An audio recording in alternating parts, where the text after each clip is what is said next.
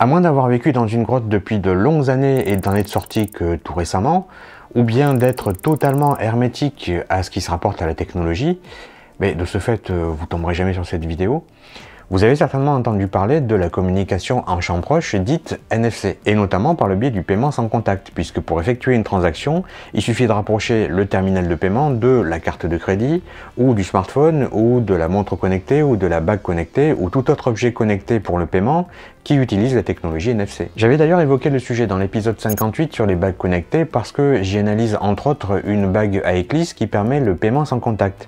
Enfin, qui permettait parce qu'aujourd'hui elle est plus vendue. Eh bien, il y a un mouvement émergent qui commence tout doucement à se répandre à travers le monde et qui consiste à implanter en sous-cutané une petite capsule NFC d'une douzaine de millimètres qu'on appelle bio-implant et qui généralement s'insère dans cette région-ci de la main parce que c'est le plus pratique. Et je suis sûr que beaucoup d'entre vous ne saviez même pas que ce genre de dispositif pour les humains était en vente libre.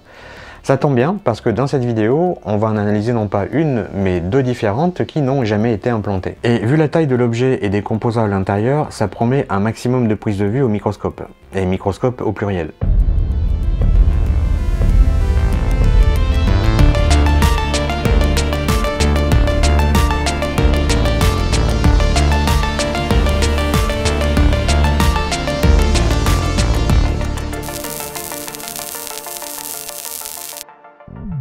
Alors certains pourraient me dire, mais ce genre d'objet existe déjà pour les chiens et les chats, puisqu'on peut demander aux vétérinaires d'implanter sous leur peau une puce d'identification.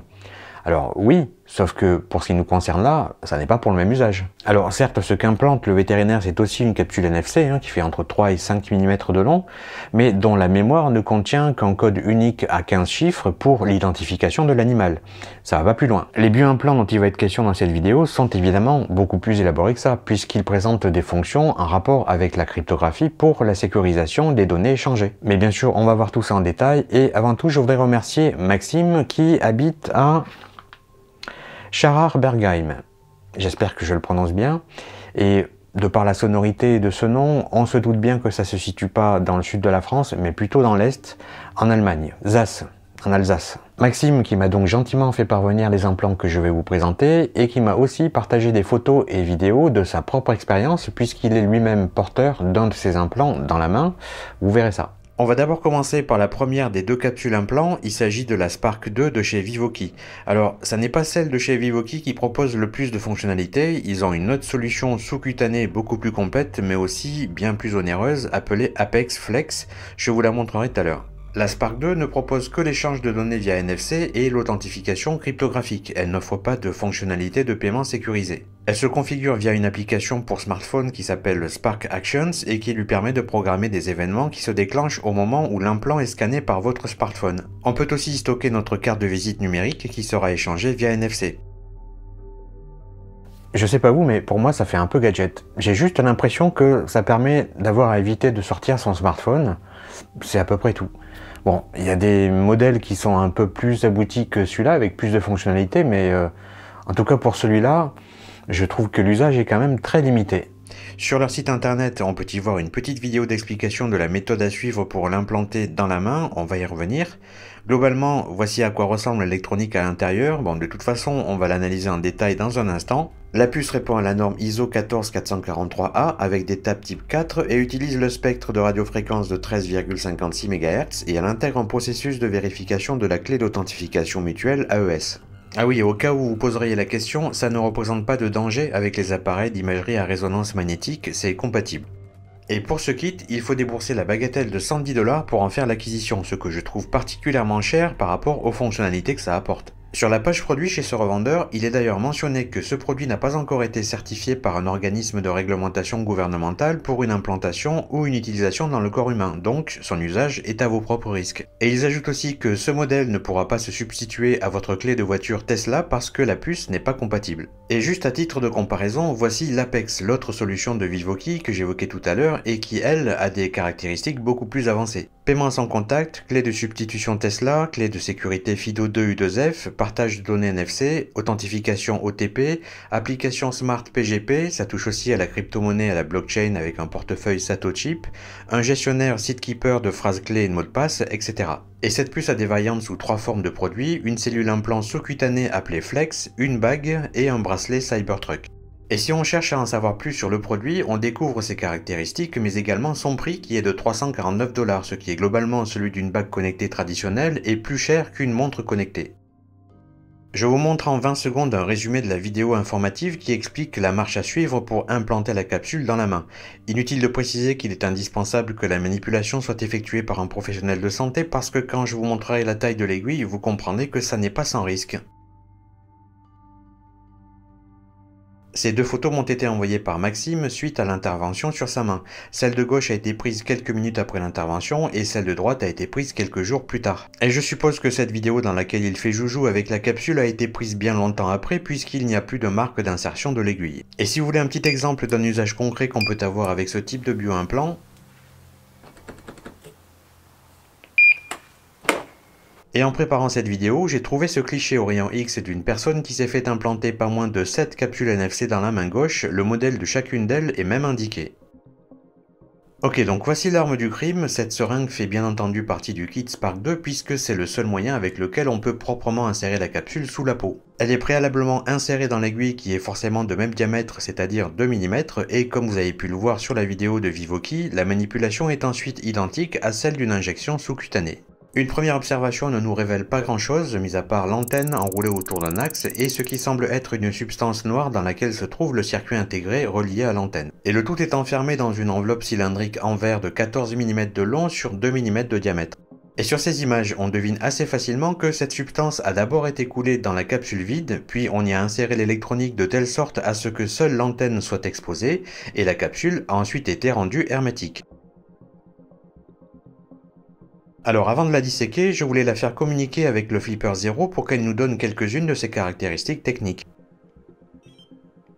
On est bien sur la norme ISO 14443A type 4 qui définit la communication avec un circuit intégré sans contact. Pour ce qui est du débit de communication entre le lecteur et la puce, le 212 kbps et le 424 kbps sont supportés dans les deux sens. Le Network Access Device NAD n'est pas supporté, ce qui n'est pas très étonnant ici, mais le Connection Identifier SID l'est, et ce qui est essentiel à NFC pour garder une trace des sessions de communication individuelles.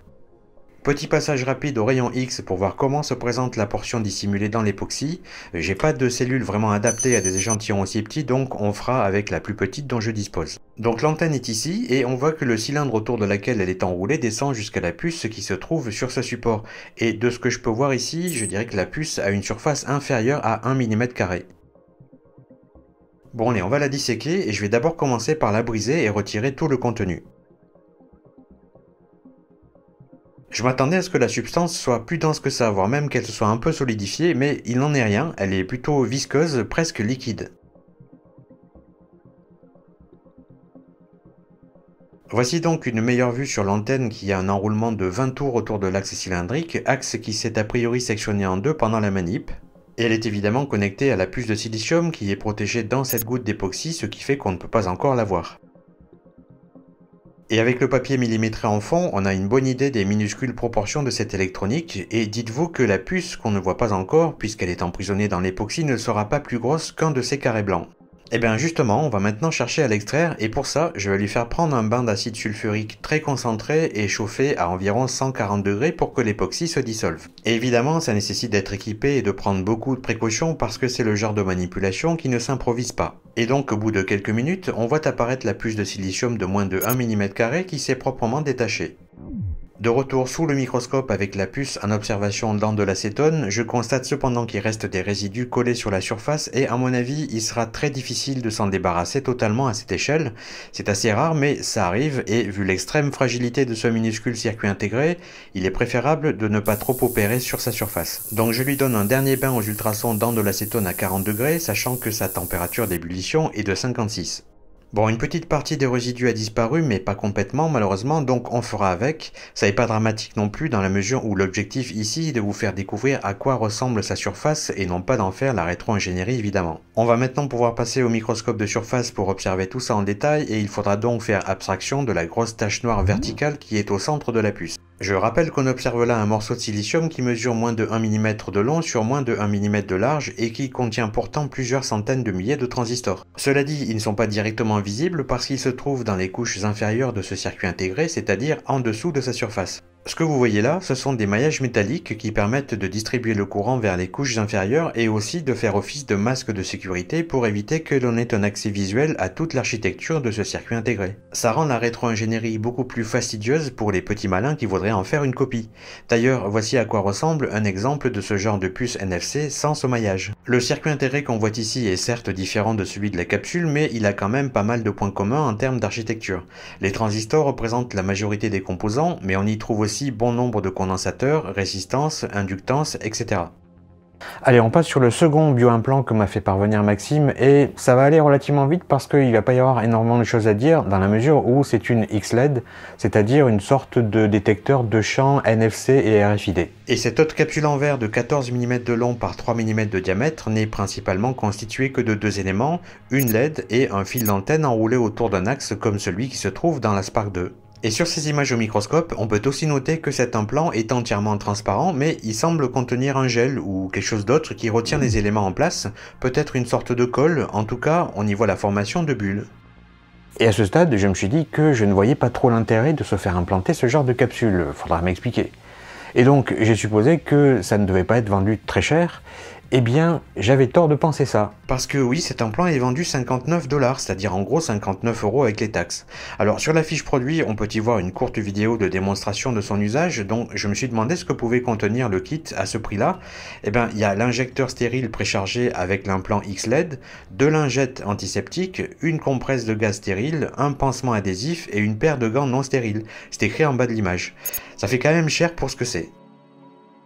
Alors en guise de test, je l'ai soumise au champ électromagnétique NFC d'une fréquence de 13,56 MHz générée par le Flipper 0 pendant la lecture. Et effectivement, comme vous pouvez le voir, lorsqu'elle traverse le champ électrique, l'intensité du courant induit lui permet de s'illuminer en blanc et de clignoter en fonction de la fréquence. Mais quelle est la raison qui fait que c'est vendu aussi cher ? Si vous avez la réponse, je veux bien que vous la donniez en commentaire. Et d'ailleurs, si vous êtes porteur d'un de ces bioimplants, ça peut aussi être intéressant que vous nous parliez de votre expérience. Et pour en finir avec cette XLED, on va juste extraire le contenu de la capsule et s'assurer que l'observation est complète. Alors je précise que je n'exerce pas une pression très importante à ce stade, mais il est vrai que j'utilise quand même ici une petite pince.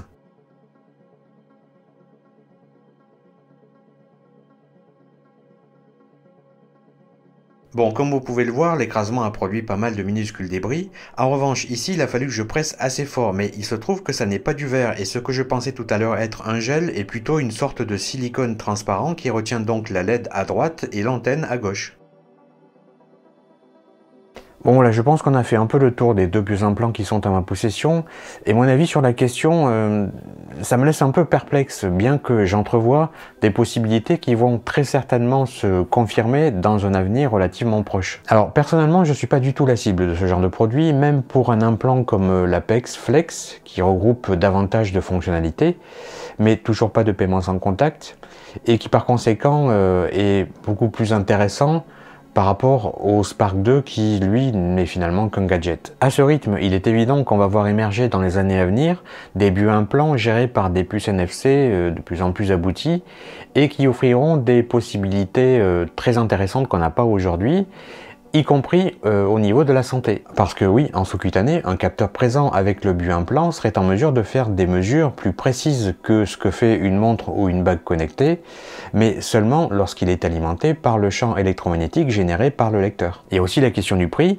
Aujourd'hui, une bague NFC qui ne propose pas de paiement sans contact, ça se trouve aux alentours d'une trentaine d'euros, alors que le Spark 2 en coûte 100. Et l'Apex Flex, donc en version flexible sous-cutanée, est lui proposé à 349 $, ce qui est plus cher qu'une montre connectée premium qui offre pourtant beaucoup plus de fonctionnalités. Je serais très intéressé de savoir ce que vous en pensez et si vous seriez prêt à franchir le pas de porter un de ces bioimplants dans la mesure où il répond à vos attentes ou à vos besoins.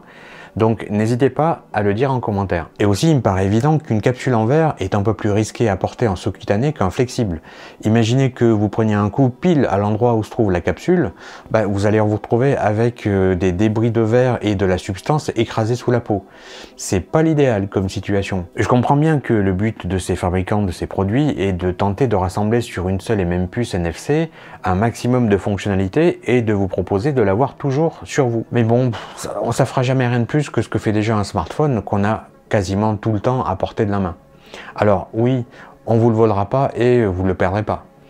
sauf si vous perdez la main. Et il y a aussi la question de l'obsolescence. Au bout de combien de temps il faut retirer l'implant pour le remplacer par celui de nouvelle génération, parce qu'il est devenu un peu obsolète. Bref, la question des bioimplants peut faire débat, donc n'hésitez pas à en débattre en commentaire, je lirai tout ce que je peux, ça peut être intéressant. Allez, on se retrouvera dans quelques semaines pour une prochaine vidéo sur un sujet totalement différent. D'ici là, portez-vous bien.